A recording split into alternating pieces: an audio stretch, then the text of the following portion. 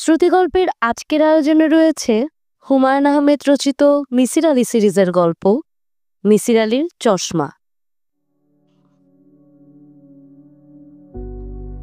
অদ্ভুত এক যন্ত্রে বাটির মতো জায়গা। বাটিতে থুতনি রেখে চোখ মেলে তাকিয়ে থাকতে হয়। যন্ত্রের ভেতর থেকে ক্ষণে ক্ষণে তীব্র আলো এসে চোখের ভেতর ঢুকে যায়। তখন বুকের ভেতর ধক করে ওঠে। মনে হয় কেউ একজন তীক্ষ্ণ এবং লম্বা একটা সূচ চোখের ভেতর দিয়ে মগজে ঢুকানোর চেষ্টা করছে। পরীক্ষা নিরীক্ষা শেষ হয়ে যাবার কথা, শেষ হচ্ছে না, কারণ ডাক্তার সাহেবের কাছে টেলিফোন এসেছে। তিনি উত্তেজিত ভঙ্গিতে কথা বলছেন। মিসির আলি বুঝতে পারছেন না তিনি কি বাটি থেকে থুতনি উঠিয়ে নেবেন নাকি যেভাবে বসে আছেন সেভাবে বসে থাকবেন। নড়ে গেলে যন্ত্রের রিডিংয়ে গন্ডগোল হতে পারে। তখন হয়তো আবার গোড়া থেকে শুরু করতে হবে, হিন্দিতে যাকে বলে ফির পেহলে সে। মিসির আলি নড়লেন না। ডাক্তার সাহেবের টেলিফোন আলাপ বন্ধ হওয়ার জন্য অপেক্ষা করতে লাগলেন। ডাক্তার সাহেবের নাম হারুনুর রশিদ। নামের শেষে অনেকগুলো অক্ষর আছে। মনে হয় বিদেশে সব ডিগ্রি তিনি জোগাড় করে ফেলেছেন। ডাক্তার সাহেবের বয়স 50-এর কাছাকাছি হবার কথা। চুলে পাক ধরেনি, তবে দুই চোখের ভুরুর বেশ কিছু চুল পাকা। চিমটা দিয়ে ভুরুর পাকা চুলগুলো তুলে ফেললে তার বয়স আরও কম লাগত। ভদ্রলোক বেটে, ভারী শরীর, গোলাকার মুখ, চোখের দৃষ্টিতে সারল্য আছে, তবে ভুরু ঝোপের মতো বলে দৃষ্টির সারল্য চোখে পড়ে না। তিনি ঝকঝকে সাদা অ্যাপ্রন পরে আছেন। অ্যাপ্রনটা তাকে মানিয়েছে। বেশিরভাগ ডাক্তারের গায়ে অ্যাপ্রন মানায় না। ডাক্তার হারুন এখন চরম রাগারাগি শুরু করেছেন। তার কথা শোনা যাচ্ছে, ওপাশের কথা শোনা যাচ্ছে না। মিসির আলির ধারণা ওপাশে টেলিফোন ধরেছেন হারুন সাহেবের স্ত্রী। রাগারাগির ধরনটা সেরকমই। ডাক্তার সাহেবের গলার স্বর ভারী এবং খসখসে। তার চিৎকার এবং হইচই শুনতে ভালোই লাগছে। ডাক্তার, আমার সঙ্গে পাইজলামি করবে না। এই জিনিস আমার পছন্দ না, একেবারেই পছন্দ না। ওপাশ থেকে কেউ কিছু বলল। ডাক্তার, খবরদার, পুরনো প্রসঙ্গ তুলবে না। ওপাশের কথা কিছুটা শোনা যাচ্ছে। ডাক্তার, কি আমাকে বিয়ে করে ভুল করেছ? আরেকবার এই কথাটা বলো তো, একবার শুধু বলে দেখো। মনে হচ্ছে ডাক্তার সাহেবের স্ত্রী আরেকবার এই কথাটিই বললেন। ডাক্তার, চিৎকার করছি? আমি চিৎকার করছি? আমি এক পেশেন্টের চোখ পরীক্ষা করছি। তুমি খুব ভালো করে জানো আমি পেশেন্টের সামনে চিৎকার করি না। শাট আপ, শাট আপ বললাম। Yes, I say shut up and go to hell. Harun Misir আলির দিকে তাকিয়ে বিরক্ত গলায় বললেন, আপনি এখনো এইভাবে বসে আছেন কি জন্য? আপনার চোখ দেখা তো শেষ। মিসির আলি বললেন, পরীক্ষা শেষ হয়েছে বুঝতে পারিনি, মাঝখানে আপনার টেলিফোন এলো। আপনার চোখ ঠিক আছে, শুধু প্রেশার হাই, গ্লুকোমা। একটা ড্রপ দিচ্ছি, ঘুমাবার আগে চোখে 1 ফোঁটা করে দেবেন, ভুল করবেন না। মিসির আলি বললেন, যদি ভুল করি তাহলে কি হবে? ডাক্তার নির্বিকার গলায় বললেন, অন্ধ হয়ে যাবেন, আর কি। অন্ধ হয়ে যাব? হ্যাঁ, 15 দিন পর আবার আসবেন। ভালো কথা, আপনাকে ফি দিতে হবে না। মিসির আলি বিস্মিত হয়ে বললেন, কেন? হারুন বললেন, আপনাকে আমি চিনি, আপনি বিখ্যাত মানুষ। আমি বিখ্যাত মানুষদের কাছ থেকে ফি নেই না। বিখ্যাত মানুষরা আমার কথা 10 জায়গায় বলেন। তাদের কথার অনেক গুরুত্ব, এতে পসার দ্রুত বাড়ে। মিসির আলি বললেন, আপনি মনে হয় ভুল করছেন, আমাকে অন্য কারোর সঙ্গে গুলিয়ে ফেলছেন। আমি বিখ্যাত কেউ না, আমি অতি সাধারণ একজন। হারুন ভুরু কুঁচকে বললেন, আপনার নাম কি? মিসির আলি। হারুন বললেন, তাহলে তো ভুলই করেছি, মেজর মিস্টেক।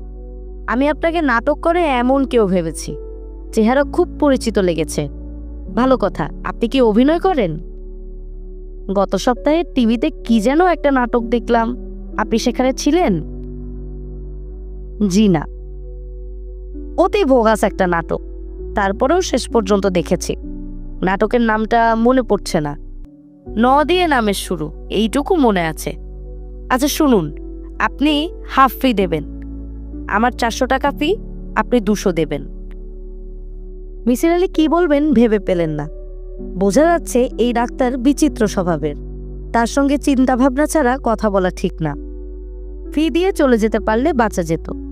চোখের ড্রপের নামটা এখনো তিনি লিখে দেননি। হারুন ভুরু কুচকে বললেন, কি হলো, জবাব দিচ্ছেন না কেন? আপনার আশাভঙ্গ হয়েছে না? মনটা খারাপ হয়েছে না? সামান্য হয়েছে, এজন্যই ফি হাফ করে দিলাম। প্রেসক্রিপশনটা লিখে দিলে চলে যেতাম। হারুন কাগজ টেনে নিলেন। কলমদানি থেকে কলম বের করতেই আবার টেলিফোন। মনে হচ্ছে তার স্ত্রী, কারণ ডাক্তার টেলিফোন ধরেই খ্যাক খ্যাক করে উঠলেন।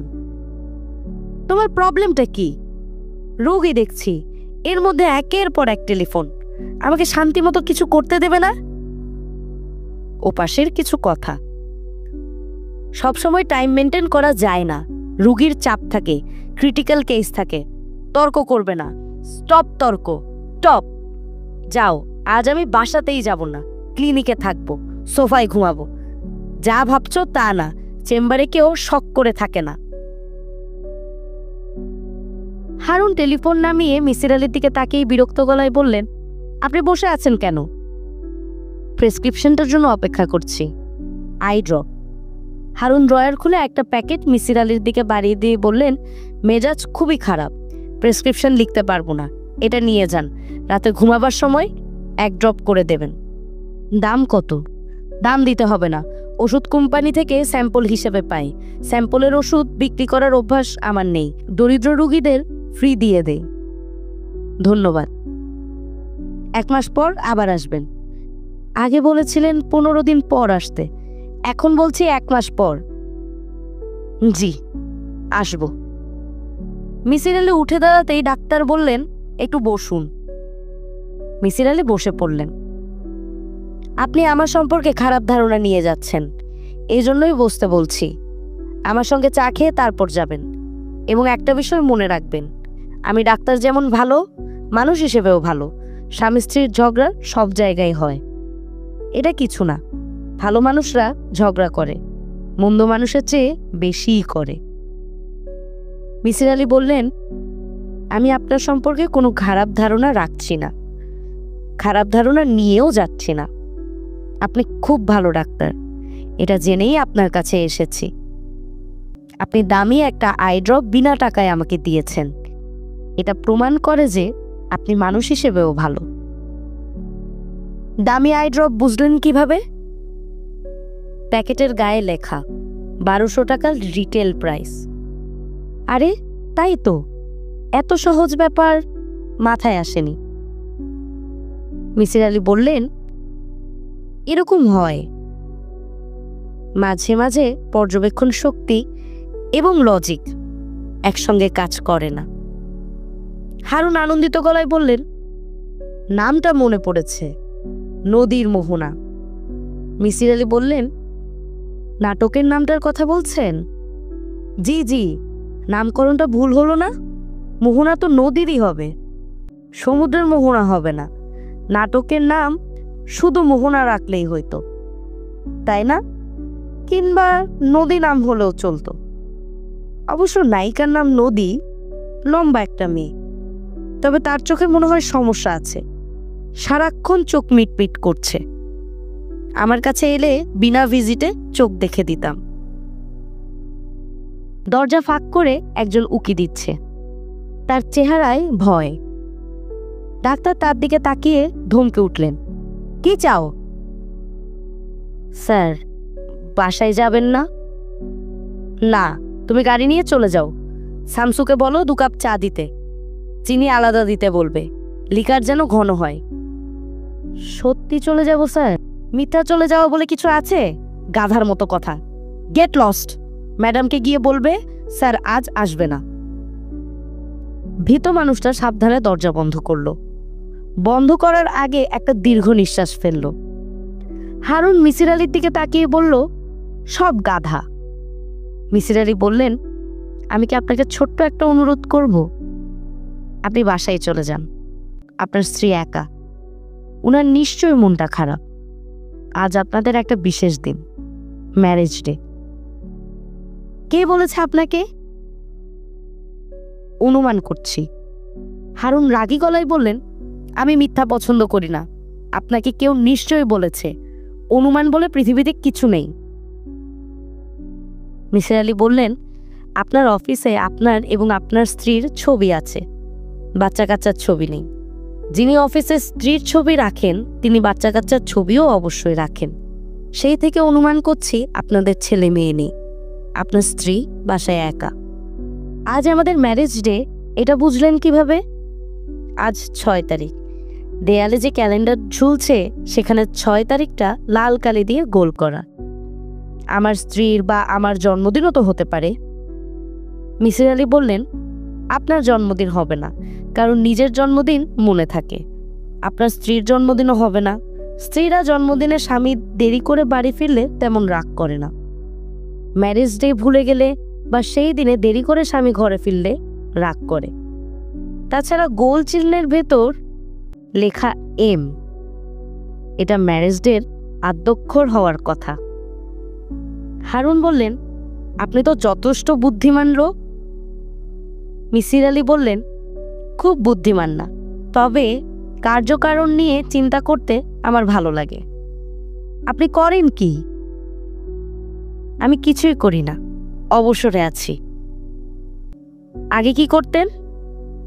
সাইকোলজি পড়াতাম। আপনার কি কোনো কার্ড আছে? জি না। হারুন বেশ কিছুক্ষণ একদৃষ্টিতে মিসির আলীর দিকে তাকিয়ে বললেন, এখন আমি আপনাকে চিনেছি। আপনাকে নিয়ে অনেক বই লেখা হয়েছে। আমার স্ত্রী আপনার বিশেষ ভক্ত। এম দিয়েই আপনার নাম, মেহের আলী বা এই জাতীয় কিছু। আপনার নামটা কি বলুন তো? আগে একবার বলেছিলেন, ভুলে গেছি, সরি ফর দ্যাট। আমার নাম মিসির আলী। আপনার কি টেলিফোন আছে? সেলফোন একটা আছে। হারুন আগ্রহ নিয়ে বললেন, নাম্বারটা লিখুন তো, শাইলাকে দিব, সে খুবই খুশি হবে। আচ্ছা, আপনি নাকি যে কোনো সমস্যার সমাধান চোখের নিমিষে করে ফেলেন, এটা কি সত্যি? সত্যি না। যে কোনো মানুষকে দেখে ভূত ভবিষ্যৎ বর্তমান সব বলে দিতে পারেন, এটা কি সত্যি? এটাও সত্যি না। শাইলা আপনার বিষয়ে যা জানে সবই তো দেখি ভুল। মগ ভর্তি চা চলে এসেছে। আগের লোকেই চা এনেছে। ডাক্তার ধমক দিয়ে বললেন, ফজলু, তোমাকে না চলে যেতে বললাম, তুমি ঘুরঘুর করছো কেন?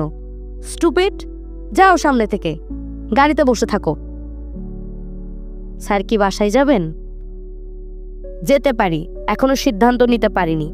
চা খেয়ে তারপর সিদ্ধান্ত নিব। এখন গেট লস্ট। ফজলু চলে গেল। মিসির আলী লক্ষ্য করলেন ফজলুর মুখ থেকে ভয়ের ছাপ কমেছে, তাকে আনন্দিত মনে হচ্ছে। হারুন মিসির আলীর দিকে তাকিয়ে বললেন, চা ভালো হয়েছে, খান, বিস্কিট আছে। বিস্কিট দেব? ভালো বিস্কিট। বিস্কিট লাগবে না। হারুন সামান্য ঝুঁকে এসে খানিকটা গলা নামিয়ে বললেন, আপনি কি ভূত বিশ্বাস করেন? মিসির আলী বিস্মিত হয়ে বললেন, না। হারুন আনন্দিত গলায় বললেন, আমিও না। মিসির আলী বললেন, ভূতের প্রসঙ্গ এলো কেন? হারুন জবাব দিলেন না। তাকে এখন বিব্রত মনে হচ্ছে। মিথ্যা কথা ধরা পড়ে গেলে মানুষ যেমন বিব্রত হয়, সেরকম। মিসির আলী বললেন, আপনি কি কখনো ভূত দেখেছেন? হারুন ক্ষীণস্বরে বললেন, মিসির আলী বললেন, একটু আগেই বলেছেন আপনি ভূত বিশ্বাস করেন না। হারুন বললেন, ভূত দেখিনি, আত্মা দেখেছি। আত্মা? আমার মায়ের আত্মা। সেটাও তো এক ধরনের ভূত, তাই না? ও আচ্ছা। আমার সামনে যখন কোনো বড় বিপদ আসে তখন আমার মায়ের আত্মা এসে আমাকে সাবধান করে। তাই নাকি? জি, আত্মার গায়ে যে গন্ধ থাকে এটা জানেন? মিসির আলী বললেন, জানি না। হারুন চাপা গলায় বললেন, গন্ধ থাকে, কেমফরের গন্ধ, বেশ কড়া গন্ধ। সব আত্মার গন্ধই কি কেমফরের, নাকি এক এক আত্মার গন্ধ এক এক রকম? হারুন বিরক্ত হয়ে বললেন, আমি তো আত্মার সুখে সুখে বেড়াই না যে বলবো কোন আত্মার গন্ধ কি। আমি শুধু আমার মার আত্মাকেই দেখি, তাও সব সময় না, যখন আমি বিপদে পড়ি তখন দেখি। তিনি আমাকে সাবধান করে দেন। মিসির আলী বললেন, উনি শেষ কবে আপনাকে সাবধান করেছেন? হারুন প্রশ্নের জবাব না দিয়ে চট করে উঠে দাঁড়িয়ে বললেন, দেরি হয়ে যাচ্ছে, যাই। বলেই অপেক্ষা করলেন না, অ্যাপ্রন পরা অবস্থাতেই দরজা খুলে বের হয়ে গেলেন। মিসির আলীর কাপের চা এখনো শেষ হয়নি। চাটা খেতে অসাধারণ হয়েছে। তার কি উচিত চা শেষ না করেই উঠে যাওয়া? একা একা ডাক্তারের চেম্বারে বসে চুকচুক করে চায়ের কাপে চুমুক দেওয়াও তো অস্বস্তিকর। হঠাৎ করে বাইরে থেকে কেউ ধাক্কা দিয়ে দরজা বন্ধ করে তালা লাগিয়ে দিলেও তো বিরাট সমস্যা। যদিও সেই সম্ভাবনা খুবই কম, তারপরও সম্ভাবনা থেকেই যায়। প্রবাবিলিটির একটা বইয়ে পড়েছিলেন যে কোনো মানুষের হঠাৎ করে শূন্যে মিলিয়ে যাওয়ার সম্ভাবনাও আছে। মিসির আলী চা শেষ করলেন, তাড়াহুড়া করলেন না, ধীরে সুস্থেই শেষ করে চেম্বার থেকে বের হলেন। গেটের কাছে ডাক্তার সাহেবের সঙ্গে তার দেখা হয়ে গেল। তিনি গাড়ির পাশে দাঁড়িয়ে আছেন। গা থেকে অ্যাপ্রন খুলে ফেলেছেন বলে তাকে অন্যরকম লাগছে। ডাক্তারের হাতে সিগারেট। তিনি মিসির আলীর দিকে তাকিয়ে বললেন, গাড়িতে উঠুন, আপনাকে পৌঁছে দিই। আপনি থাকেন কোথায়? মিসির আলী বললেন, আমি জিকাতলায় থাকি। আপনাকে পৌঁছাতে হবে না, আমি রিক্সা নিয়ে চলে যাব। আপনাকে গাড়িতে উঠতে বলছি, উঠুন, ড্রাইভারের পাশের সিটে বসবেন। মিসির আলী উঠলেন। এই মানুষটাকে না বলে লাভ হবে না। হারুন সেই শ্রেণীর মানুষ যারা যুক্তি পছন্দ করে না। হারুন বললেন, ড্রাইভারের পাশের সিটে বসতে কি আপনার অস্বস্তি লাগছে? না, অস্বস্তি লাগা তো উচিত। আমি আরাম করে পেছনের সিটে বসব, আর আপনি ড্রাইভারের পাশে হেল্পারের মতো বসবেন। এটা তো এক ধরনের অপমান। আপনি অপমান বোধ করছেন না? মিসির আলী বললেন, অপমান বোধ করছি না। তাছাড়া গাড়ি ড্রাইভার চালাবে না, আপনি চালাবেন। এই ক্ষেত্রে আপনার পাশে বসাই শোভন। গাড়ি আমি চালাবো আপনি বুঝলেন কিভাবে? মিসির আলী বললেন, আপনি গাড়ি নিয়ে চলে যাননি, আমার জন্য অপেক্ষা করছিলেন, কারণ আপনি আমাকে আরও কিছু বলতে চান। সেই ক্ষেত্রে আপনি আমাকে আপনার পাশে বসাবেন, এটাই স্বাভাবিক। আমাকে ড্রাইভারের পাশে বসিয়েছেন, সেখান থেকে ধারণা করেছি গাড়ি আপনি চালাবেন। হারুন হাই তুলতে তুলতে বললেন, ঠিকই ধরেছেন, আপনার বুদ্ধি ভালো। আমার বুদ্ধি নেই। স্কুলে আমার নাম ছিল হাবা হারুন। হারুন নামে কেউ আমাকে ডাকতো না, সবাই ডাকতো হাবা হারুন। কলেজে আমার নাম হলো হাহা। হাবা থেকে হা এবং হারুন থেকে হা নিয়ে হাহা। গাড়ি মিরপুর সড়কে উঠে এসেছে। রাত 11টার কাছাকাছি। এখনো রিকশায় ভিড়। গাড়ি চলছে ধীর গতিতে, প্রায়ই থামতে হচ্ছে। হারুন বিরক্ত হচ্ছেন না। ক্যাসেটে গান ছেড়ে দিয়েছেন, হিন্দি গান হচ্ছে। বয়স্ক এবং গুরুত্বপূর্ণ টাইপ মানুষরা সাধারণত গাড়িতে হিন্দি গান শোনেন না। ইনি যে শুধু শুনছেন তা না, যথেষ্ট আনন্দও পাচ্ছেন। গানের সঙ্গে স্টিয়ারিংয়ে হাত দিয়ে তালও দিচ্ছেন। মিসির আলী বললেন, আপনি আমাকে কিছু বলবেন? হারুন বললেন, ভেবেছিলাম বলবো, এখন ঠিক করেছি বলবো না। মিসির আলী বললেন, তাহলে আমাকে যে কোনো জায়গায় নামিয়ে চলে যান, আপনার দেরি হচ্ছে। হারুন বললেন, আপনাকে বাসায় পৌঁছে দেওয়ার কথা বলে গাড়িতে তুলেছি, এখন পথের মাঝখানে নামিয়ে দেব না। মিসির আলী বললেন, পথে নামালেই আমার জন্য সুবিধা, কারণ আমি হোটেলে ভাত খেয়ে তারপর বাসায় যাব। বাসায় আমার রান্নার ব্যবস্থা নেই। আমি আপনাকে বাসায়ই নামিয়ে দেব, সেখান থেকে আপনি যেখানে ইচ্ছা যাবেন। আই কিপ মাই ওয়ার্ডস। মিসির আলী চুপ করে গেলেন। অসময়ে চা খাওয়ার জন্য ক্ষুধা মরে গিয়েছিল, এখন আবার তার অস্বস্তি টের পাওয়া যাচ্ছে।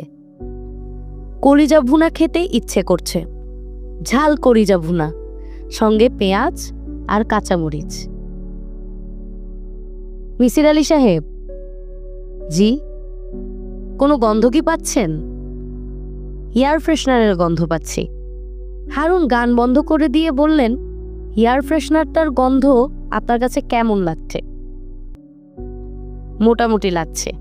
এয়ার ফ্রেশনারের গন্ধ আমার কখনোই ভালো লাগে না। হারুন বললেন, আপনি ক্যাম্ফারের গন্ধ পাচ্ছেন। গাড়িতে কোনো এয়ার ফ্রেশনার নেই। আমার মায়ের আত্মা আমাদের সঙ্গে আছে বলেই এই গন্ধ। ও আচ্ছা। আপনি খুব হেলাফেলা করে ও আচ্ছা বলেছেন, এটা ঠিক করেননি। আমি সিজিওফ্রেনির পেশেন্ট না। স্কুল জীবনে আমাকে হাবা হারুন বলা হলেও আমি হাবা না। আপনার মা কি প্রায়ই আপনার সঙ্গে থাকেন? যখন কোনো বড় বিপদ আমার সামনে থাকে তখন তিনি আমার সঙ্গে থাকেন। মিসির আলী বললেন, আপনি কি কোনো বড় বিপদের আশঙ্কা করছেন? করছি। জানতে পারি বিপদটা কি? আমি খুন হয়ে যাব। কেউ একজন আমাকে খুন করবে। কেন খুন করবে সেটাও আমি জানি। My mother told me. Misir Ali বললেন, তিনি কি সরাসরি আপনার সঙ্গে কথা বলেন নাকি স্বপ্নে বলেন? হারুন বললেন, তিনি নানাভাবে আমার সঙ্গে কমিউনিকেট করেন, মাঝে মাঝে স্বপ্নেও করেন। আপনার মা কি বলেছেন? কে আপনাকে খুন করবে? আপনি জেনে কি করবেন? কৌতূহল থেকে প্রশ্ন করেছি, বলতে না চাইলে বলবেন না। ডাক্তার গলা নামিয়ে বললেন, আমাকে খুন করবে আমার স্ত্রী। ওর নাম শাইলা। মিসির আলী বললেন, খুন কবে হবেন সেটা কি আপনার মা আপনাকে বলেছেন? বলেছেন, তবে খুব নির্দিষ্ট করে কিছু বলেননি। জন্ম মৃত্যুর বিষয়ে নির্দিষ্ট করে আত্মারা কিছু বলতে পারে না, ওদের ক্ষমতার সীমাবদ্ধতা আছে। আমার খুন হবার কথা আজ রাতে। মিসির আলী ধাক্কার মতো খেলেন। একটা মানুষ ভাবছে সে রাতে খুন হবে, তারপরও স্বাভাবিকভাবে গাড়ি চালাচ্ছে। নানান কায়দা কানুন করে এই কারণেই বাসায় যাওয়া পেছাচ্ছি। আপনাকে নামিয়ে দিয়ে কোনো একটা হোটেলে চলে যাব। মিসির আলী কি বলবেন ভেবে পেলেন না। মানুষটা মানসিকভাবে অসুস্থ। এতটা অসুস্থ তা শুরুতে বোঝা যায়নি। হারুন বললেন, আমাকে কিভাবে মারবে জানতে চান? কিভাবে? বিষ খাইয়ে মারবে। বিষের নাম জানতে চান? Potassium cyanide. পটাশিয়াম সায়ানাইডের নাম জানেন তো? KCN। নাম জানি। আপনার স্ত্রী পটাশিয়াম সায়ানাইড পাবেন কোথায়? তার কাছে আছে। সে একটা প্রাইভেট ইউনিভার্সিটির কেমিস্ট্রির চেয়ারম্যান। সে কি করবে জানেন? কোনো একটা খাবারে এই জিনিস মিশিয়ে দেবে। আপনি কি আপনার আশঙ্কার কথা আপনার স্ত্রীকে জানিয়েছেন? জানিয়েছি। তার ধারণা আমার প্যারানয়া হয়েছে, ভালো সাইকিয়াট্রিস্ট দিয়ে আমার চিকিৎসা করা উচিত। এই কারণেই আপনাকে সে খুঁজছে। মিসির আলী বললেন, আমাকে এইখানে নামিয়ে দিন, সামনের গলিতেই আমার বাসা। হারুন বললেন, আপনাকে আপনার বাসার সামনে নামাবো, আপনার বাসাটা চিনে আসবো। আপনার আপত্তি নেই তো? কোনো আপত্তি নেই। আমার মাকেও আপনার বাসাটা চেনানো দরকার। প্রয়োজনে তিনি আপনার সঙ্গে যোগাযোগ করবেন। আমার মায়ের নাম সালমা রহমান। মিসির আলী জানতে ইচ্ছে করছে, সালমা রহমান কি দ্বিতীয় বিবাহ করেছিলেন? হারুনুর রশিদ ডাক্তারের নাম। তার বাবার নাম যদি রশিদ হয় তাহলে সালমা রহমান না হয়ে সালমা রশিদ নাম হবার কথা। মিসির আলী বললেন, আপনার বাবার নাম জানতে পারি? কেন? কৌতূহল। আমার বাবার নাম আবদার রশিদ। আপনার বাবা কি জীবিত? বাবা মারা গেছেন। আপনার মা কি দ্বিতীয় বিবাহ করেছিলেন? হারুন বিরক্ত গলায় বললেন, ব্যক্তিগত প্রশ্ন করবেন না। ব্যক্তিগত প্রশ্ন আমি পছন্দ করি না, আমার মাও পছন্দ করেন না। Like mother, like son. Misir Ali বললেন, আমি আপনার সাইকিয়াট্রিস্ট, সেই কারণেই ব্যক্তিগত প্রশ্ন করছি। হারুন বললেন, আপনি আমার সাইকিয়াট্রিস্ট না, আপনি আমার একজন রুগী। ভদ্রতা করে আমি যাকে বাসায় নামিয়ে দিচ্ছি। মিসির আলী বললেন, এই সামনে গাড়ি রাখুন, ডান দিকের ফ্ল্যাট বাড়ির একতলায় আমি থাকি। আপনি কি নামবেন? না, আপনি বলেছিলেন আপনার মাকে আমার বাসা চিনিয়ে দেবেন। হারুন রাস্তার পাশে গাড়ি পার্ক করে দরজা খুলে নামলেন। তার চোখে ভরসা হারানো মানুষের দৃষ্টি, যে মানুষ বুঝে উঠতে পারছে না তার কি করা উচিত। মিসির আলীর বসার ঘরের বেতের চেয়ারে ডাক্তার হারুন বসে আছেন। তাকে অসম্ভব ক্লান্ত লাগছে, মনে হচ্ছে চেয়ারেই ঘুমিয়ে পড়বেন। তার মাথা ঝুলে আছে, থুতনি বুকের সঙ্গে প্রায় লাগানো, তার চোখ খোলা, তবে ঘুমন্ত মানুষের নাক দিয়ে যেমন ঘর ঘর আওয়াজ হয় সেই রকমই আওয়াজ হচ্ছে। হঠাৎ আওয়াজ বন্ধ হলো। হারুন মাথা তুলে বললেন, আপনি একা থাকেন? মিসির আলী হ্যাঁ সূচক মাথা নাড়লেন। হারুন বললেন, আপনার বাসায় কি এক্সট্রা বেড আছে? মিসির আলী বললেন, নেই। এক্সট্রা বেড থাকলে আপনার এখানেই থেকে যেতাম, হোটেলে যেতাম না। আমার মায়ের আপনার বাসা পছন্দ হয়েছে, তিনি পুরো বাড়ি ঘুরে দেখেছেন। মিসির আলী বললেন, এখন কি তিনি আমাদের সঙ্গে আছেন? এই মুহূর্তে তিনি কোথায়? আপনার শোবার ঘরে। মিসির আলী বললেন, আমার শোবার ঘরের দেয়ালে একটা ঘড়ি আছে, ঘড়িতে কটা বাজে তিনি বলতে পারবেন? হারুন বললেন, আপনি পরীক্ষা করে দেখছেন মায়ের ব্যাপারটা আমার মনের কল্পনা কি না? ঠিক বলেছি? ঠিক বলেছেন। এই পরীক্ষা আপনার মনের শান্তির জন্য প্রয়োজন। হারুন বললেন, আত্মা সম্পর্কে আপনার ধারণা নেই। দেহধারী মানুষ এবং আত্মা এক না। আত্মা জাগতিক পৃথিবী ঠিকঠাক বুঝতে পারে না। জাগতিক পৃথিবী তাদের কাছে অস্পষ্ট, গাঢ় কুয়াশার জগৎ। আত্মা প্রবল আকর্ষণের কারণে তার প্রতি প্রিয়জনদের সঙ্গে মাঝে মাঝে যোগাযোগ করে, কিন্তু জগৎ সম্পর্কে কিছুই জানে না। মিসির আলী বললেন, তার মানে কি এই যে আপনার মা আমার শোবার ঘরের ঘড়িতে কয়টা বাজে বলতে পারবেন না? বলতে না পারার কথা, তারপরেও তাকে জিজ্ঞেস করব। মিসির আলী বললেন, আপনি কি চা খাবেন? কড়া করে 1 কাপ চা বানিয়ে দেই? না, আমি উঠব। হারুন উঠে দাঁড়াতে দাঁড়াতে বললেন, মা আমাকে জানিয়েছেন আপনার শোবার ঘরের দেয়ালে কোনো দেয়াল ঘড়ি নেই। মিসির আলী ধাক্কার মতো খেলেন। তার শোবার ঘরের দেয়ালে কোনো ঘড়ি নেই, কখনো ছিল না। অনেক দিন থেকেই তিনি ভাবছিলেন একটা দেয়াল ঘড়ি কিনবেন, ভোরবেলা ঘুম ভাঙলেই যেন সময় দেখতে পারেন। মিসির আলী ডাক্তারকে গাড়ি পর্যন্ত এগিয়ে দিতে যাচ্ছেন। হারুন সাহেবের একটা বিষয়ে তিনি অবাক হচ্ছেন। এই মানুষটা একবারও জিজ্ঞেস করেননি দেয়াল ঘড়ি আসলেই কি নেই। খুবই স্বাভাবিক প্রশ্ন। অস্বাভাবিক মানুষ স্বাভাবিক প্রশ্ন করে না। ডাক্তার হারুন বাড়ি পৌঁছালেন রাত 1:10। গেট দিয়ে ঢোকার সময় তিনি গেটের সঙ্গে গাড়ির ধাক্কা লাগালেন। বাম্পারের একটা অংশ ঝুলে পড়ল।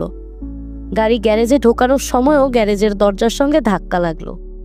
পরপর 2টি অ্যাক্সিডেন্টেই হারুন সাহেবের স্ত্রীর চোখের সামনে ঘটল। তিনি বারান্দার বেতের চেয়ারে বসেছিলেন, তার চোখে উদ্বেগ এবং উৎকণ্ঠা। বারান্দার বাতি নেভানো, বাইরে থেকে তাকে দেখা যাচ্ছে না।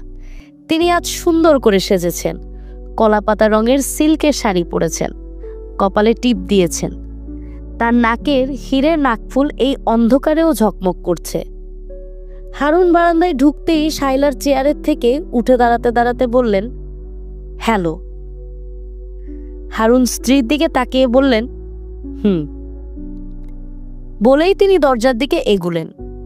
শায়লা বললেন, 2 মিনিট বারান্দায় বসো, ঠান্ডা হও, তারপর ঘরে যাবে।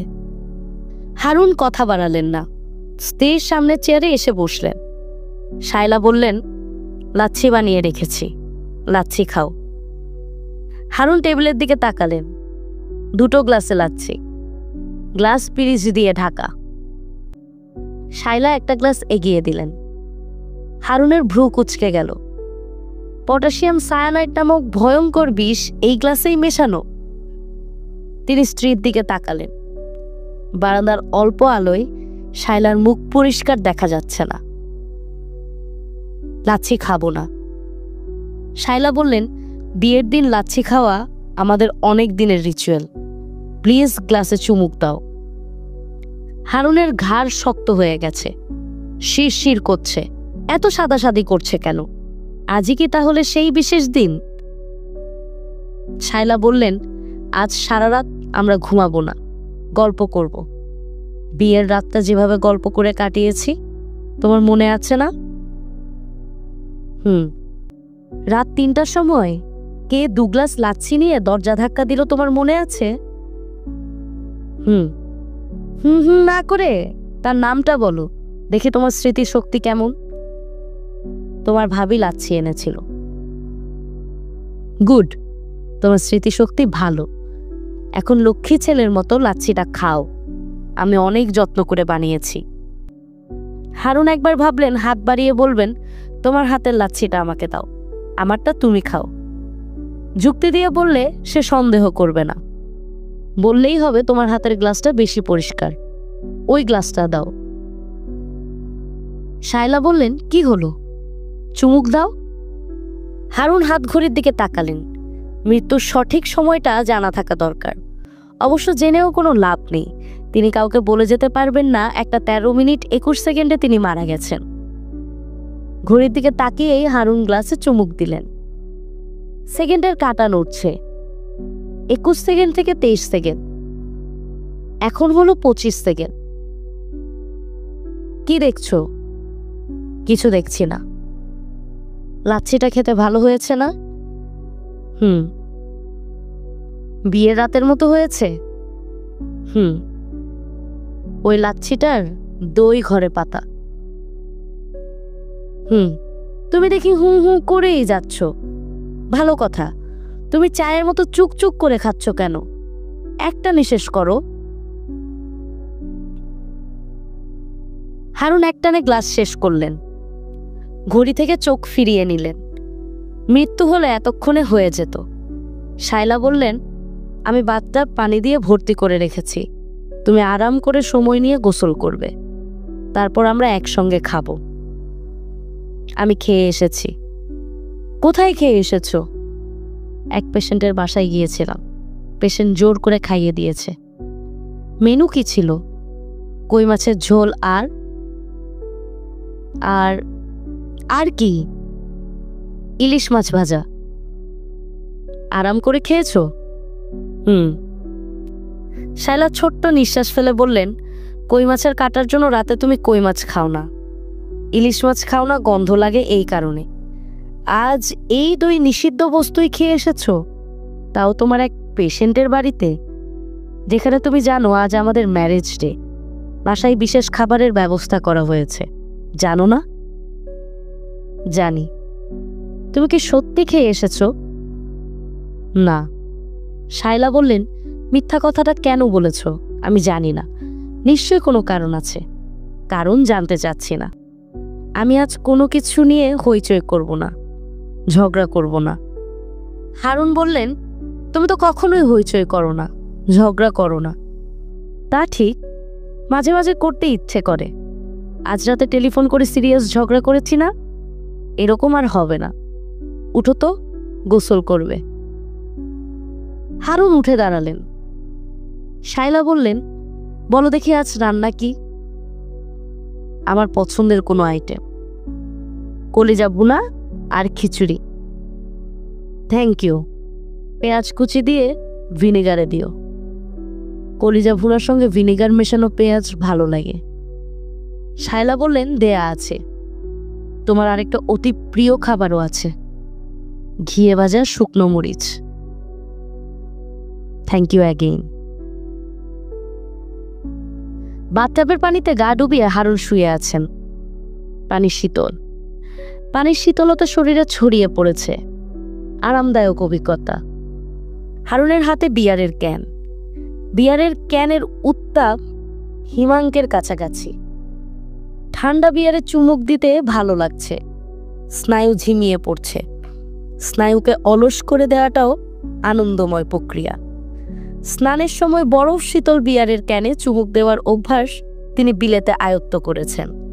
মাঝে মাঝেই তার মনে হয় বিদেশে যে অল্প কিছু ভালো অভ্যাস তিনি করেছেন, এটা তার একটা। হারুন চমকে উঠলেন। তার মার গলা। এই গলা বিয়ারের ক্যানের মতোই শীতল। এমনভাবে চমকালেন যে বিয়ারের ক্যান তার হাত ফসকে বাথটাবের পানিতে পড়ে গেল। ক্যানটা তিনি অতি দ্রুত তুলে ফেললেন। তার আগেই অনেকখানি পানি ঢুকে গেল। হারুন। জি মা। তুই পীর বংশের ছেলে, এটা জানিস? তোর বাবার দাদা হুজুরে ক্যাবলা ইরফান উদ্দিন কুতুবী কত বড় পীর ছিলেন সেটা জানিস? কিছু কিছু জানি, তুমি বলেছ। তুই এত বড় পীরের পুতি, আর তুই কিনা ন্যাংটো হয়ে মদ খাচ্ছিস? হারুন হাত বাড়িয়ে টাওয়াল নিয়ে কোমরে জড়াতে জড়াতে বললেন, বিয়ার মদ না মা। ইউরোপ আমেরিকায় পানির বদলে এই জিনিস খাওয়া হয়। অ্যালকোহলের পরিমাণ 5%-এরও নিচে। চুপ। হারুন চুপ করে গেলেন। তার নিঃশ্বাস ভারী হয়ে আসছে, মুখ শুকিয়ে আসছে। হারুন, বাতি নিভিয়ে দে। বাতি নেভালে আমার ভয় লাগবে মা। লাগুক ভয়, বাতি নেভা। আলোর মধ্যে থাকতে পারছি না। বিয়ারের ক্যান এখনো হাতে ধরে আছিস কেন? ফেলে দে। হারুন ক্যান রেখে উঠে দাঁড়ালেন। বাতি নেভালেন। বাথরুম হঠাৎ অন্ধকারে ডুবে গেল।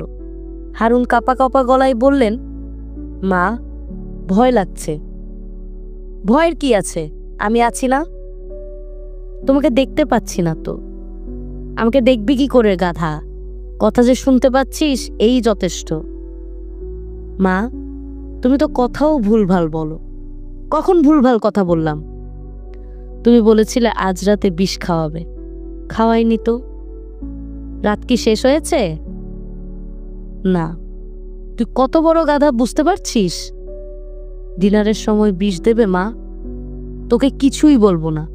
মা, মা। তোর কথা শুনতে পাচ্ছি। মা মা করতে হবে না। কি বলতে চাস বল। আমার একটা সন্দেহ তৈরি হয়েছে। মনে হচ্ছে তুমি আসলে আমার মনের কল্পনা। আমি কল্পনা? এক ধরনের অসুখ আছে, যে অসুখে রোগীর হ্যালুসিনেশন হয়। সে কথা শুনতে পায়, নানান কিছু দেখে। তোর ধারণা তোর সেই অসুখ হয়েছে? রোগ বাঁধিয়ে ঘরে বসে আছিস কেন? চিকিৎসার ব্যবস্থা কর। করব। আজ যে গাধাটার কাছে গিয়েছিলি সেই কি তোর চিকিৎসা করবে? এখনো ঠিক করিনি। দেরি করছিস কেন? ঠিক করে ফেল। সেও গাধা, তুইও গাধা। গাধার চিকিৎসা তো গাধাই করবে। আমাকে গাধা বলছো কেন? উনাকে কেন গাধা বলছো? যে বলে যুক্তির বাইরে কিছু নেই তাকে গাধা বলবো না তো কি বলবো? ছাগল বলবো? এটাই ভালো। সে ছাগল, তুই গাধা। গাধা শোন, রাতে খেতে গিয়ে দেখবি কলিজা ভুনা 2টা প্লেটে রাখা। একটা তোর জন্য, একটা তার জন্য। তোরটাই বিষ দেয়া। যা বলার আমি বলে দিলাম। এখন বাতি জ্বালা। তোর বউ এক্ষুনি তোকে খেতে ডাকবে। যদি দেখে বাতি নেভানো তাহলে নানান প্রশ্ন করবে। হারুন বাতি জ্বালালেন। প্রায় সঙ্গে সঙ্গেই বাথরুমের দরজায় টোকা পড়ল। শায়লা বললেন, এই, এতক্ষণ লাগাচ্ছ কেন? টেবিলে খাবার দেওয়া আছে, সব তো ঠান্ডা হয়ে যাচ্ছে। হারুন খেতে বসেই বললেন, কলিজা ভুনা 2টো বাটিতে কেন? শায়লা বললেন, তোমারটাই ঝাল দিয়েছি। আমি ঝাল খেতে পারি না বলে আমারটা আলাদা। ঝাল খাওয়া তো আমিও ছেড়ে দিয়েছি। কবে ছাড়লে? হারুন আমতা আমতা করছে। কি বলবেন ভেবে পাচ্ছেন না। শায়লা বললেন, তুমি ঝাল খাওয়া ছেড়ে দিয়েছ এই তথ্য জানতাম না, এইমাত্র জানলাম। এখন থেকে সবকিছুই কম ঝালে রান্না হবে। আজ খেয়ে ফেলো প্লিজ। শায়লা স্বামীর প্লেটে কলিজা ভুনা তুলে দিলেন। হারুন খাচ্ছেন। খেতে অসাধারণ হয়েছে। ভিনিগার দেওয়া পেঁয়াজের কারণে কলিজা ভুনার স্বাদ 10 গুণ বেড়ে গেছে। হারুন ঘড়ি দেখলেন, 6 মিনিট ধরে খাচ্ছেন। পটাশিয়াম সায়ানাইড দেওয়া থাকলে অনেক আগেই কর্মকাবার হয়ে যেত। মা আবারও ভুল করলেন। খাবারে পটাশিয়াম সায়ানাইড দেওয়া থাকলে মন্দ হতো না। এক ধাক্কায় সব ঝামেলা থেকে মুক্তি। মৃত্যুর পর মায়ের মতো আত্মা হয়ে যেখানে ইচ্ছা সেখানে ঘুরে বেড়ানো। হারুন ঠিক করলেন, আত্মা হতে পারলে তিনি মাঝে মাঝে শায়লাকে ভয় দেখাবেন। ধরা যাক সে ক্লাস নিচ্ছে, সেকেন্ডে ল অফ থার্মোডাইনামিক্স পড়াচ্ছে। তিনি হঠাৎ ঘাড়ের কাছে বড় করে নিঃশ্বাস ফেললেন। কিংবা রাতে শায়লা যখন ঘুমোবে তিনি তার পায়ের বুড়ো আঙ্গুল কামড়ে ধরবেন। আত্মারা কি কামড়াতে পারে? মাকে জিজ্ঞেস করে জানতে হবে। কি ভাবছো? কিছু ভাবছি না। তোমাকে দেখে মনে হচ্ছে তুমি কিছু নিয়ে চিন্তা করছো। হারুন দীর্ঘ নিঃশ্বাস ফেলে বললেন, আত্মা নিয়ে চিন্তা করছি। সোল? ও আচ্ছা। আত্মার প্রপার্টি নিয়ে ভাবছি। তবে সমস্যা হচ্ছে আত্মা কোনো বস্তু না, পরাবস্তু। পরাবস্তুর ধর্ম পৃথিবীর বিজ্ঞান ধরতে পারবে না। শায়লা বললেন, তুমি কি ভালো একজন ডাক্তার দেখাবে, একজন সাইকিয়াট্রিস্ট? দেখাবো। মিসির আলী সাহেবকে দেখাবো। ওনার সঙ্গে আজ দেখা হয়েছে। সত্যি? শায়লা, তুমি জানো আমি মিথ্যা কথা বলি না। জানো না? জানি। হারুনের খাওয়া শেষ হয়েছে। পানি খাওয়া দরকার। পানির গ্লাসের দিকে হাত বাড়িয়েও শেষ পর্যন্ত গুটিয়ে নিলেন। তার মন বলছে পানির গ্লাসেই মেশানো আছে ভয়ঙ্কর কেসিএন। অবশ্যই পানির গ্লাসে মেশানো। পানি হবে বর্ণহীন, কিন্তু এই গ্লাসের পানি নীলচে।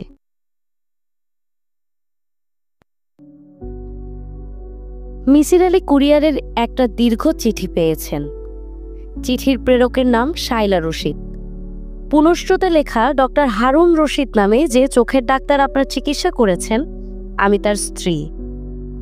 10 পৃষ্ঠার দীর্ঘ চিঠি। এক বৈঠকে লেখা এটা বোঝা যাচ্ছে। চিঠি লিখতে লিখতে উঠে গিয়ে আবার লিখতে বসলে শুরুর লেখায় টানাভাব কমে যায়, লেখার গতি কমে যায় বলেই এটা হয়। চিঠি না পড়েই মিসির আলী পত্রলেখিকার বিষয়ে কিছু সিদ্ধান্তে পৌঁছালেন। ক, মহিলা ধৈর্যশীলা, যিনি এক বৈঠকে এত বড় চিঠি লিখবেন তার ধৈর্য থাকতেই হবে। খ, মহিলা শান্ত, তার মধ্যে অস্থিরতা নেই।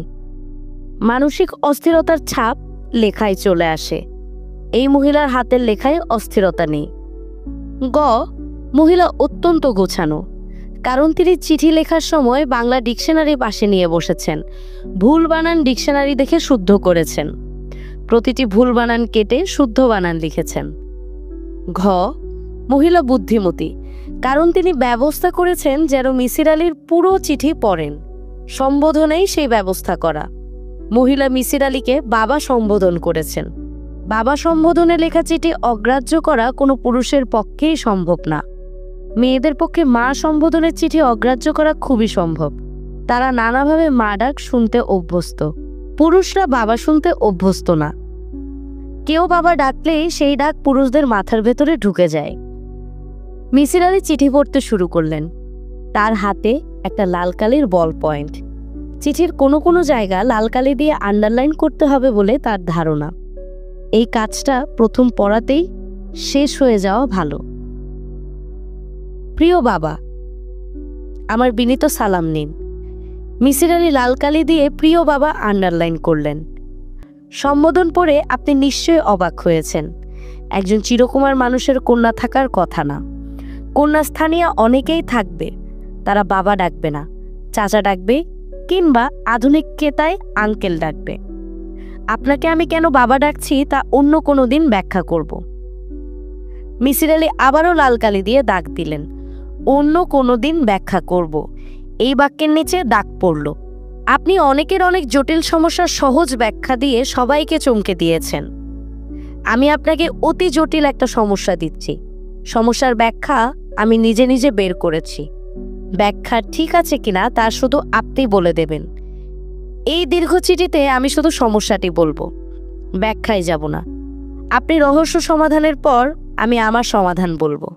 আপনার সঙ্গে রহস্য সমাধান খেলা আমি খেলতে পারি না, আমার ধৃষ্টতা ক্ষমা করবেন।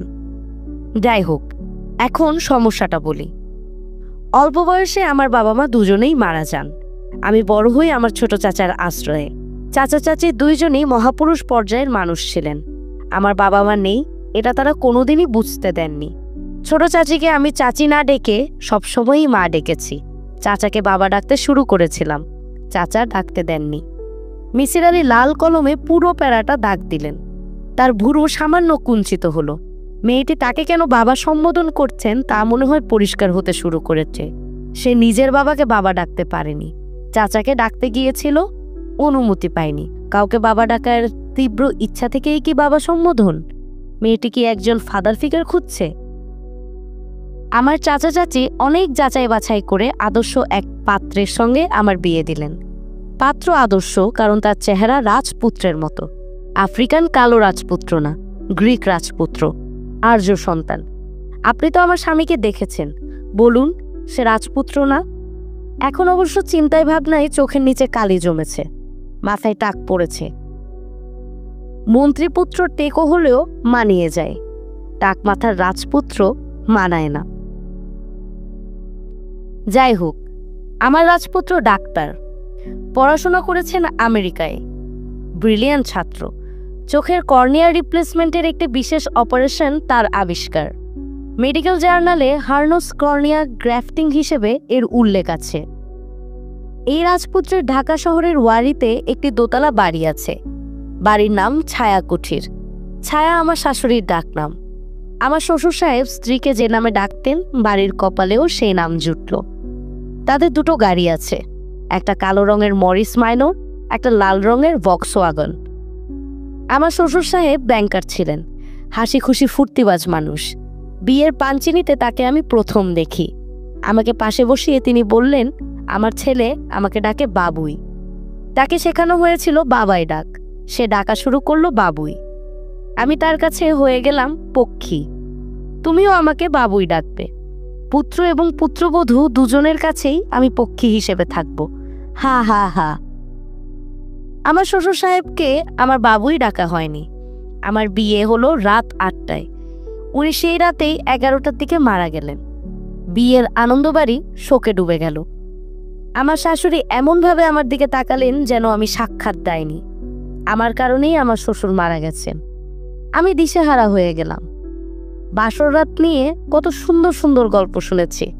আমাদের বাসর ছিল বেহুলা লক্ষিন্দর টাইপ বাসর, যেন আমাদের দুজনের মাঝখানে কিলবিল করছে ভয়ঙ্কর কালসাপ। আমার শাশুড়ি শান্ত প্রকৃতির মানুষ ছিলেন, কথাবার্তা খুব কম বলতেন, শুধু নিজের ছেলের সঙ্গে গলা নিচু করে নানান কথা বলতেন। তিনি এক অর্থে ভাগ্যবতী ছিলেন। ছেলে পেয়েছেন মাতৃভক্ত। বিদ্যাসাগর মায়ের জন্য সাঁতরে দমোদর নদী পার হয়েছিলেন। আমার শাশুড়ির ছেলে মায়ের জন্য সাঁতরে যমুনা পার হতো, যদি সে সাঁতার জানত। হারুন সাঁতার জানে না। হারুনের মাতৃভক্তির নমুনা না দিলে আপনি বুঝবেন না। আমি নমুনা দিচ্ছি। আমার শাশুড়ি তার শোবার ঘরে দরজা কখনো বন্ধ করতেন না। সারা রাত দরজা খোলা থাকত, কারণ তার ছেলের ভয় পাওয়ার রোগ আছে। ভয় পেলে সে যেন যে কোনো সময় মার ঘরে যেতে পারেন, সেই ব্যবস্থা। এমন অনেকবার হয়েছে গভীর রাতে ঘুম ভেঙে দেখেছি আমার বিছানার পাশে সে নেই। আমি আমার শাশুড়ির ঘরে উকি দিয়ে দেখেছি মাতা পুত্র খাটের উপর বসে গল্প করছে, দুজনই আনন্দিত। আমি সবসময় চেষ্টা করতাম ওরা যেন আমার উপস্থিতি টের না পায়, কিন্তু প্রতিবারই আমার উপস্থিতি আমার শাশুড়ি টের পেতেন এবং বিরক্ত কিন্তু শান্ত গলায় বলতেন, বৌমা তুমি শুয়ে পড়ো, আমি ওকে পাঠাচ্ছি। আমার এবং হারুনের আলাদা কোনো জীবন ছিল না। মনে করুন রেস্টুরেন্টে খেতে যাব, সেখানেও আমার শাশুড়ি। হারুন মাকে ছাড়া কোথাও যাবে না। আমার শাশুড়ি আপত্তি করতেন। তিনি বলতেন, তোরা দুজন খেতে যাচ্ছিস যা, আমি কেন?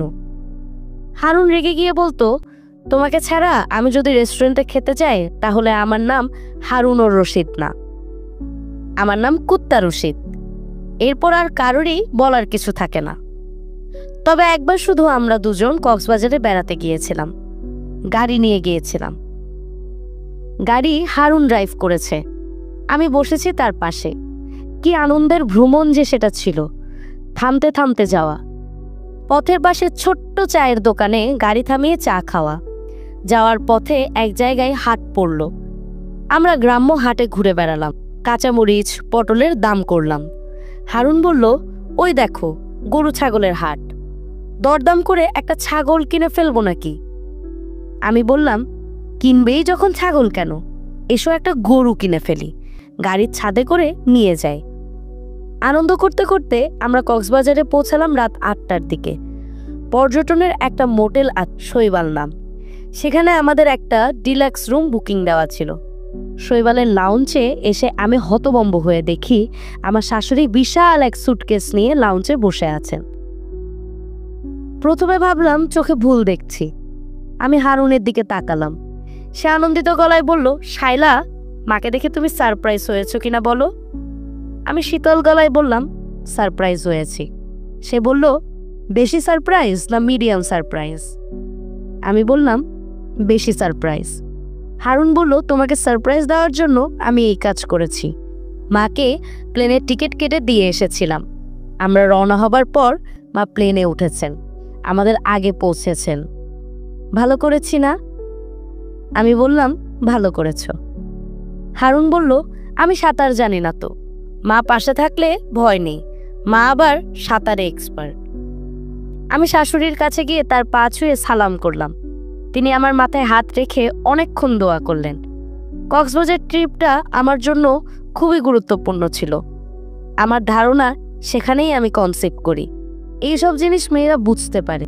আমি আমার বাবুর নামও ঠিক করে ফেলি, ছেলে হোক বা মেয়েই হোক, আমার বাবুর নাম হবে সাগর। কক্সবাজার থেকে ফেরার 8 মাসের মাথায় সাগরের জন্ম হলো। কি সুন্দর ফুটফুটে ছেলে, বড় বড় চোখ। আমি তার চোখের দিকে তাকালেই সাগর দেখতে পাই। বাবুকে যখনই কোলে নিতাম আমার কাছে মনে হতো আমার যা পাওয়ার আমি পেয়ে গেছি। এই পৃথিবীতে আমার আর কিচ্ছু চাইবার নেই। 1 সেকেন্ডের জন্য বাবুকে চোখের আড়াল করতে ইচ্ছে করতো না। বাধ্য হয়ে আমি বাবুকে না দেখে থাকতাম, কারণ আমি তখন কেমিস্ট্রির লেকচারারশিপের চাকরি পেয়েছি, সরকারি কলেজের চাকরি। ক্লাস বেশি না, কিন্তু ছুটির দিন ছাড়া প্রতিদিনই যেতে হতো। প্রিন্সিপাল ছিলেন খুবই কড়া। চিল আকাশে ওড়ে, তার দৃষ্টি থাকে স্থলে। আমি কলেজে ছাত্র পড়াই, আমার মন পড়ে থাকে বাবুর কাছে। আমার শাশুড়ি কি ঠিক মতো দেখাশোনা করছেন? কাজের মেয়েটা কি পানি সেদ্ধ করে ফর্মুলা বানাচ্ছে, নাকি ট্যাপের পানি দিয়ে কাজ সারছে? সাগর কি ভেজা কাঁথায় শুয়ে আছে? তার কাঁথা কি সময় মতো বদলানো হচ্ছে? তাকে গোসল দেওয়ার সময় কানে পানি ঢুকেনি তো? বিছানার ঠিক মাঝখানে তাকে শোয়ানো হচ্ছে তো? সিলিং ফ্যানের নিচে শোয়ানো হচ্ছে না তো? কত রকম দুর্ঘটনা হয়। দেখা গেল ফ্যান সিলিং থেকে খুলে নিচে পড়ে গেছে। একটা শিশুকে একা বড় করা যায় না, সবার সাহায্য লাগে। হারুনের কোনো সাহায্য আমি পেলাম না। সব বাবাই প্রথম সন্তান নিয়ে অনেক আহ্লাদ করে, বাচ্চা কোলে নিয়ে বসে থাকা, ছবি তোলা। হারুন তার কিছুই করলো না। একসময় সে আলাদা বিছানা করে ঘুমোতে শুরু করলো। রাতে বাচ্চা জেগে থাকে, কান্নাকাটি করে, তার নাকি ঘুমের সমস্যা হয়। একদিন অবাক হয়ে দেখি হারুনের গলায় 2টো তাবিজ। নাটকে গ্রামের চরিত্রে অভিনয় করলে মোটা মোটা রূপার তাবিজ পরে, সেরকম তাবিজ। আমি বললাম, তাবিজ কিসের? সে জবাব দেয় না, আমতা আমতা করে। খুব চেপে ধরাই বলল, মা দিয়েছেন, সামনে আমার মহাবিপদ, এই জন্যই তাবিজ। এই তাবিজে বিপদ কাটা যাবে। আমি বললাম, উনি কি করে বুঝলেন সামনে তোমার মহাবিপদ? হারুন বলল, মা স্বপ্নে দেখেছেন, উনি স্বপ্নে যা দেখেন তাই হয়। স্বপ্নে কি দেখেছেন? হারুন অন্যদিকে চোখ ফিরিয়ে বললেন, মার স্বপ্ন তোমাকে বলবো না। কেন বলবে না? মা নিষেধ করেছেন। আমি অতি দ্রুত 2 এ 2 4 মেলালাম। আমাকে স্বপ্ন বলতে নিষেধ করা হয়েছে, এর অর্থ একটাই, স্বপ্নে আমার ভূমিকা আছে। খুব সম্ভব হারুনের মহাবিপদের সঙ্গে আমি যুক্ত। আমি বললাম, তোমার মহাবিপদে আমার কি কোনো ভূমিকা আছে? মহাবিপদটা কি আমি ঘটাচ্ছি? হারুন মেজের দিকে তাকিয়ে বলল, আমি বললাম, তোমাকে আমি খুন করছি এরকম কিছু? হারুন আবার বলল, খুনটা করছি কিভাবে? গলা টিপে? হারুন বলল, ছুরি দিয়ে গলা কেটে। এজন্যই কি তুমি আলাদা ঘুমাও? তুমি বুদ্ধিমান আধুনিক একজন মানুষ, বিদেশে পড়াশোনা করেছো, স্বপ্নের মতো হাস্যকর জিনিস তুমি বিশ্বাস করো না? তাহলে গলায় তাবিজ ঝুলিয়ে ঘুরছো কেন? তাবিজ খোলো। না। না কেন? মা রাগ করবে। মাই কি তোমার সব? আমি কিছু না? তোমার ছেলে কিছু না? হারুন জবাব দিল না। আমি বললাম, তোমাকে একটা অনুরোধ করব, তোমাকে সেই অনুরোধ রাখতে হবে। বলো, রাখবে? হারুন বলল, রাখবো। আমার হাত ধরে বলো, রাখবে? হারুন আমার হাত ধরে বলল সে অনুরোধ রাখবে, এবং আমার এই অনুরোধের কথা মাকেও জানাতে পারবে না। জানাবো না। আমার অনুরোধ হচ্ছে, তুমি একটা ফ্ল্যাট বাড়ি ভাড়া করবে। সেই ফ্ল্যাটে আমি, তুমি এবং বাবু থাকবো। তোমার মা থাকবেন না। হারুনের মুখ হঠাৎ ফ্যাকাশে হয়ে গেল। দিনে দুপুরে ভূত দেখলে মানুষের যে অবস্থা হয় সেই অবস্থা। সে বিড়বিড় করে বলল, এই স্বপ্নটাই মা দেখেছেন। আমি বললাম, বিড়বিড় করবে না, পরিষ্কার করে বলো, এই স্বপ্নটাই মা দেখেছেন মানে কি? হারুন বলল, মা স্বপ্ন দেখেছেন মাকে এই বাড়িতে রেখে আমরা 3 জন আলাদা ফ্ল্যাট ভাড়া করেছি, তারপর তুমি আমাকে খুন করেছ।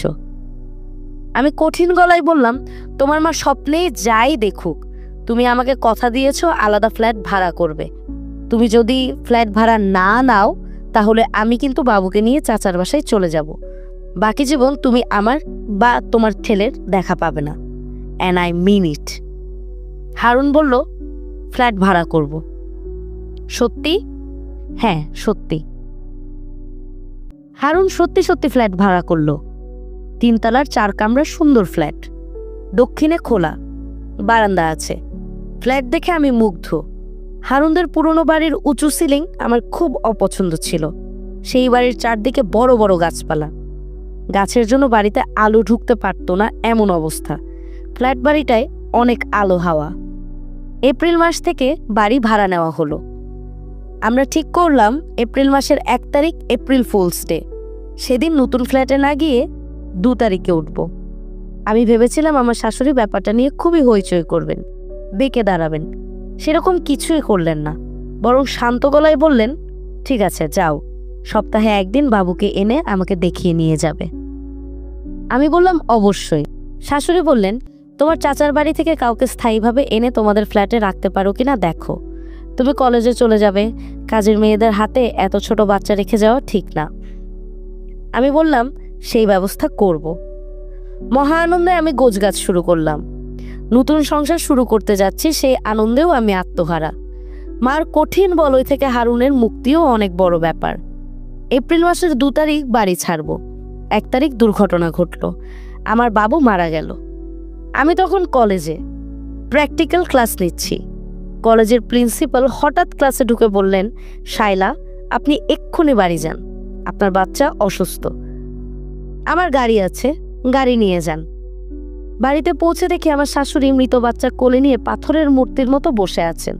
তিনি ক্ষীণ গলায় বললেন, বৌমা, সব শেষ। আমার বাচ্চাটি কিভাবে মারা গেল, তার কি হয়েছিল, আমি কিছুই জানতে পারিনি। আমার শাশুড়ি আমাকে বলেননি।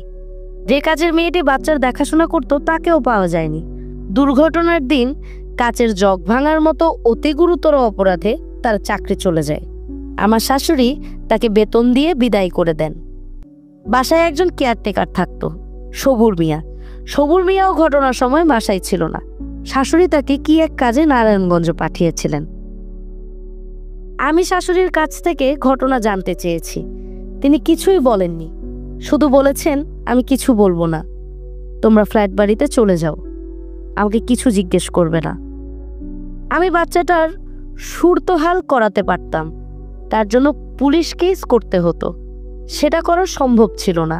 আমার নিজের মাথাও তখন পুরোপুরি খারাপ হয়ে গিয়েছিল। চোখ বন্ধ করলেই দেখতাম আমার ছোট্ট বাবু হামাগুড়ি দিয়ে আমার দিকে আসছে। তার সব ঠিক আছে, হাসি হাসি মুখ, বড় বড় মায়াভর্তি চোখ, শুধু মুখ দিয়ে টপ টপ করে রক্তের ফোঁটা পড়ছে। দীর্ঘদিন গুলশানের এক মনোরোগ ক্লিনিকে আমাকে কাটাতে হয়েছে। সেখানেই আমি একবার ঘুমের ওষুধ খেয়ে সুইসাইডের চেষ্টা করি। তারপর অনেক দিন কেটে গেছে। আমার শাশুড়ি মারা গেছেন, স্বাভাবিক মৃত্যু। ডায়রিয়া হয়ে মহাখালী কলেরা হাসপাতালে শেষ নিঃশ্বাস ফেলেছেন। কিন্তু মৃত্যুর পরও তিনি আমার স্বামীকে ছাড়েননি। এখনো হারুনের ঘাড়ে ভর করে আছেন। তিনি হারুনকে কন্ট্রোল করে যাচ্ছেন। হারুন তার জীবিত মায়ের দ্বারা যেভাবে চালিত হতো, মৃত মাও তাকে সেভাবেই চালিত করছে। আমাদের আর কোনো ছেলে মেয়ে হয়নি, কারণ আমার শাশুড়ি তার অতি আদরের ছেলেকে বলেছেন যেন আমার সঙ্গে কোনো শারীরিক সম্পর্ক না হয়। আমি আপনাকে লেখা আমার এই দীর্ঘ চিঠি এখানে শেষ করছি। আপনাকে বাবা সম্বোধন করছি যেন আপনি চিঠির এক কন্যার প্রতি দয়া করেন এবং চিঠি কন্যার পুত্রের রহস্য বের করেন। আমার ধারণা, এই রহস্য ভেদ হওয়া মাত্র হারুনের মোহমুক্তি ঘটবে। সে তার মৃত মাকে ঘাট থেকে ঝেড়ে ফেলবে। আমি হারুনকে নিয়ে সত্যিকার সংসার শুরু করতে পারবো। বিনীতা, চিঠি কন্যা শায়লা। পুনশ্চ 1। বাবা, আপনি আমার এই চিঠির বিষয়টি যদি হারুনের কাছ থেকে লুকিয়ে রাখেন তাহলে খুব খুশি হব। সে এমনিতেই মানসিকভাবে বিপর্যস্ত। চিঠির বিষয় জানলে সে আরও আওলায় যাবে। আমি এই অবস্থাটা চাচ্ছি না। সাইকিয়াট্রিস্ট হিসেবে আপনি তার চিকিৎসা শুরু করুন, তাও চাচ্ছি না। তার অসুস্থতা আপনি সারাতে পারবেন না। জগতের কোনো সাইকিয়াট্রিস্টের এই ক্ষমতা নেই। পুনশ্চ 2। দীর্ঘ চিঠিতে অনেক কঠিন কঠিন বিষয় লিখেছি, এখন হালকা কিছু লিখি। একটা ধাঁধা ধরি, দেখি আপনি পারেন কিনা। ধাঁধাটার 2টা অংশ আছে। ক, এমন একটি প্রাণী যে বাস করে পানিতে কিন্তু সে স্থলের প্রাণী। স্থলের প্রাণী হয়েও একবারও সে স্থলে যায় না, জীবন পার করে দেয় পানিতে। প্রাণীটির নাম কি? খ, এটিও একটি প্রাণী। এই প্রাণীটি জলের প্রাণী। তার জন্ম মৃত্যু সবই কিন্তু স্থলে। জলজ প্রাণী হয়েও সে একবারও জলের ধারে কাছে যায় না। বাবা, আপনি কি বিরক্ত হলেন? চিঠির জন্য বিরক্ত না হলেও পুনশ্চতে যে ধাঁধার কথা লিখেছি তার জন্য নিশ্চয়ই বিরক্ত হয়েছেন। এই ধাঁধা দুটির একটা সমস্যা আছে, উত্তর না জানলে কষ্ট হয়, নিজেকে তুচ্ছ মনে হয়। আমি অনেকদিন এই কষ্টের ভিতর দিয়ে গিয়েছি।